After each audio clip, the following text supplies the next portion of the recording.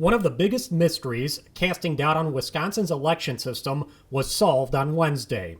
Why are 145,000 voter ID numbers assigned to multiple voters in Wisconsin? Computer expert Jay Valentine analyzed the entire state voter database and found the answer. He says the leading zeros in front of voter ID numbers are a distinctive part of the number. To WEC, these are different numbers, and these numbers are different voter IDs. So for virtually any type of computer system, Microsoft Excel, any of the types of systems that are out there, looking at this, you would see these are identical. WEC would see these as different. That's a problem. And so the 145,000 voter ID numbers in question aren't duplicates after all. But it does beg a very important question. Why would anybody use a numbering system that is inherently unable to be audited by humans or computers?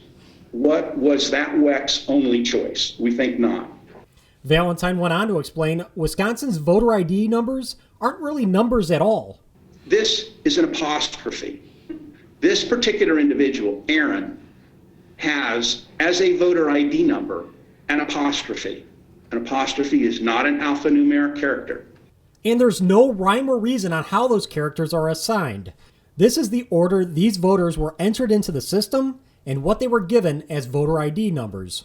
We can see we have the number 90, and then the next number is 90 million. Now, why not? And then the next number is 92 and 93, and the next number is A.